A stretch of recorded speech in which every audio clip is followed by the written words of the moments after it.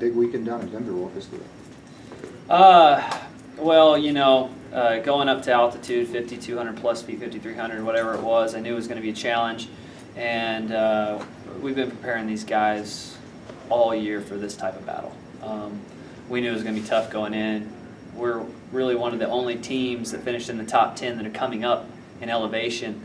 And, the guys have to put in a lot of work and do, they have to face some really tough challenges throughout the season to be mentally ready to handle that kind of competition. You know that these teams you're facing, they live at this altitude or, even higher, 7,000, 8,000 feet, and they're coming down. And you have to be able to step on the line confident that I've done the work. I've been battle tested and that I belong here. And I've really felt like I saw a lot of that this weekend. And so, just kind of individually, what did you see from each of your guys? What did you like? Maybe stuff you can improve on as well? Well, the race went out a lot faster than I expected it to. I think it went out faster than a lot of people expected it to. It was sub 30-minute pace for 10K at 5,200 feet, that's pretty fast. But my 4 guys stuck in there. My top 4 stuck in the top 25 for as long as they could, and I had 2 guys finish in the top 20, and the 2 other guys finished in the top 40. But it was really too close for comfort. For us to finish 5th and Black Hills be right behind us in 6th by 6 or 7 points. That's too close. And so our 5th, 6th, and 7th struggled, and I knew that was going to be a big part of us getting through.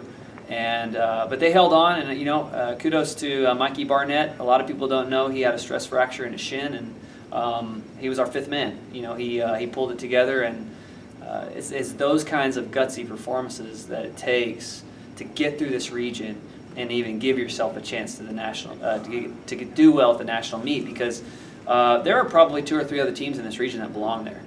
And so I'm proud of the effort that the guys put in, and I think we have a lot more in the tank. I think we have our best race ahead of us, and we're going down to sea level now in Florida. And so I think, I think top 10 is possible. I think it's possible. It's going to take a great effort and execution of the game plan, and but I think it's possible.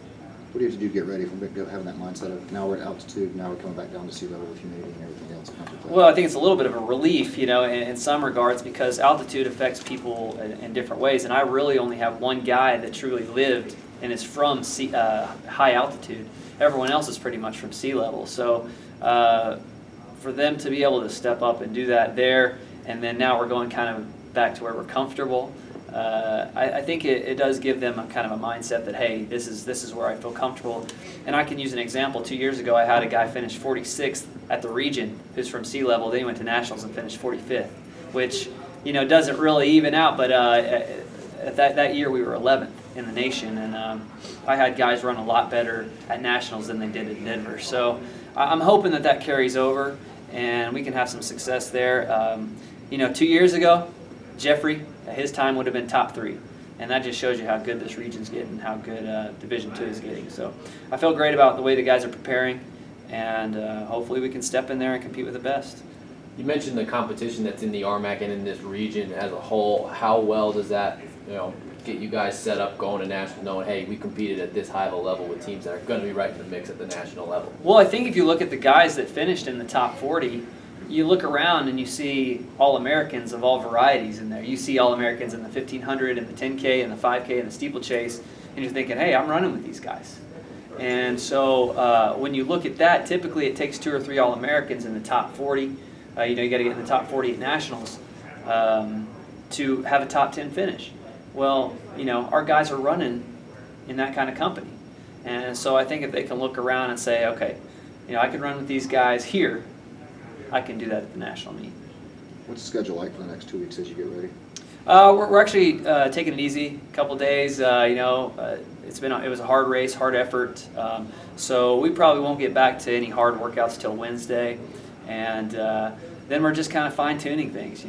Making sure that we're sharp and mentally and emotionally and physically ready to put in the biggest effort of the season, which it's November. It's time to roll.